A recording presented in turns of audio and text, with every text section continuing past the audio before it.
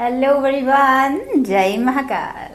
I'm back with the session 3 again. Let's continue with the same session जिसमें अभी तक हमने देखा है सिंपल प्रेजेंट टेंस और प्रेजेंट कंटिन्यूस टेंस का कंप्लीट कॉन्सेप्ट एंड उसके बाद अभी हम चल रहे हैं हमारे द प्रेजेंट कंटिन्यूस टेंस में. इससे पहले हमने सिंपल प्रेजेंट टेंस देखा था, राइट? तो प्रेजेंट कंटिन्यूस टेंस में अभी तक हमने कॉन्सेप्ट देखा है. कॉन्सेप्ट पर जो बेस्ड एक्सरसाइज थी वो देखी थी जिसमें हमें वर्ब का चेंज करना था कंटिन्यूस टेंस में. अब आती है हमारी ट्रांसलेशन शीट एंड इस ट्रांसलेशन शीट में हिंदी टू इंग्लिश ट्रांसलेशन होगा सेंटेंसेस का, जैसे कि हमने सिंपल प्रेजेंट टेंस में किया था. तो लेट्स स्टार्ट. आइए शुरू करते हैं. हम दिल्ली जा रहे हैं. द फर्स्ट सेंटेंस इज, जो पहला सेंटेंस है वो ये है कि हम दिल्ली जा रहे हैं, यानी कि कंटिन्यूअस टेंस चल रहा है. हम कब जाएंगे कब पहुंचेंगे ये कुछ भी डिफाइन नहीं करता, as I told you earlier. तो हम दिल्ली जा रहे हैं. We are going to Delhi. हम हैं तो बहुत सारे लोग हो गए तो वी हो गया, राइट? तो वी के साथ क्या लगेगा? जो हमारा हेल्पिंग वर्ब होगा that is are. Is am are हमने देखा था फर्स्ट सेकंड थर्ड पर्सन के लिए. उसी तरीके से हमारा है we are going to Delhi. हम सिनेमा देख रहे हैं. Cinema is what? मूवी. तो we are watching a movie.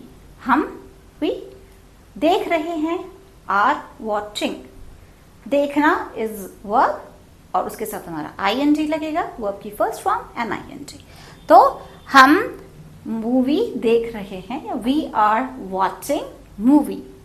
वह गाना गा रहा है, he is singing a song. He is third person, उसके साथ सिंगुलर है तो is. He is singing a song. गधा रेंग रहा है. अब रेंगना क्या होता है? गधे की आवाज होती है ना? तो जो डंकी होता है वो क्या करता है? ब्रे. तो द डंकी ब्रेज, क्योंकि सिंगुलर है तो उसमें एस शिफ्ट हो जाएगा. डंकीज होता तो वो ब्रे होता.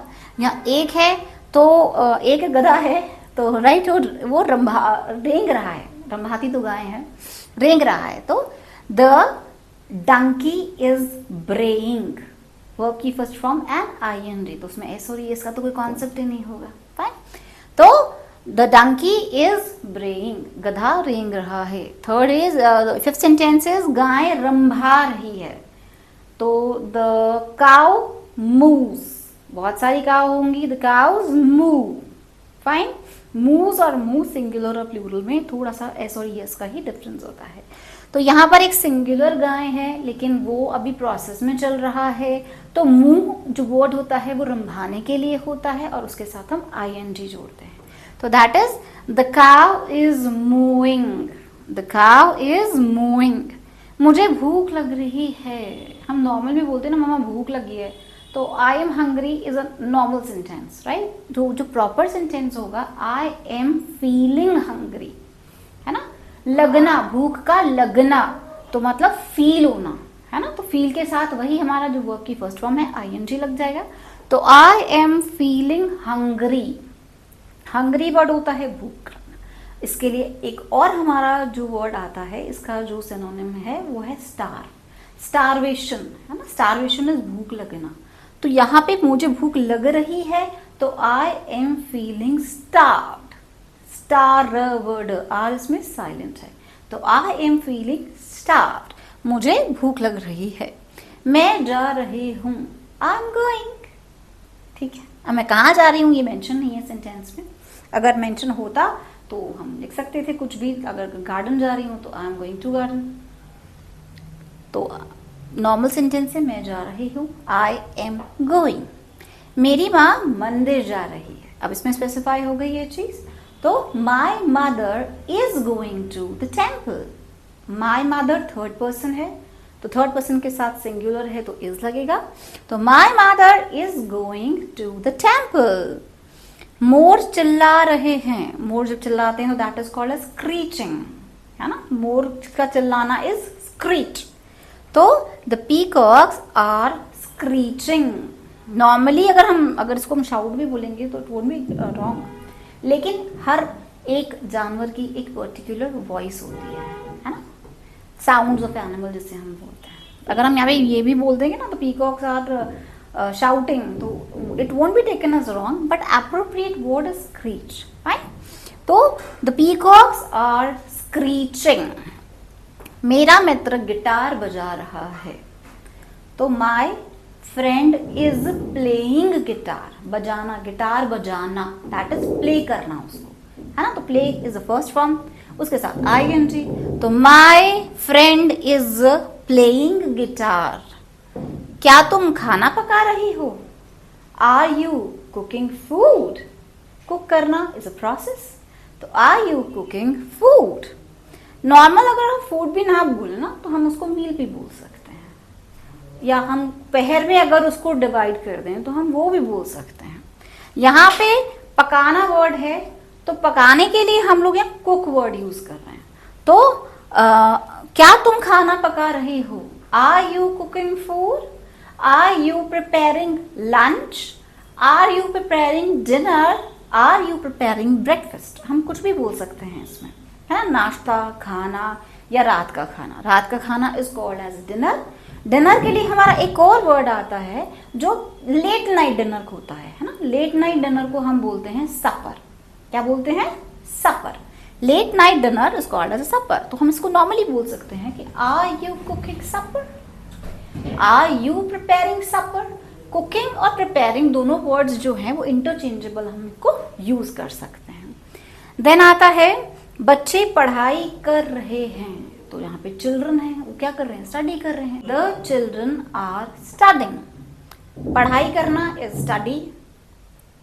देन सौम्या भगवान के मंत्रों का जाप कर रही है. Saumya is chanting the mantras. Chant करना होता है जाप करना, है ना. मंत्रों का उच्चारण करना, दैट इज चैंटिंग. यहाँ पर अगर हम जाप भी बोल रहे हैं तो भी वो चैंट ही आएगा. लेकिन अगर मैं बोलूं कि मैं माला फेर रही हूं तो आई एम डूइंग रोजरी. उसको रोजरी कहा जाता है, माला फेरने को. यहाँ पे केवल जाप बता रखा है. तो Saumya is chanting the mantras. भगवान के मंत्र ऑफ गॉड लगा देंगे हम.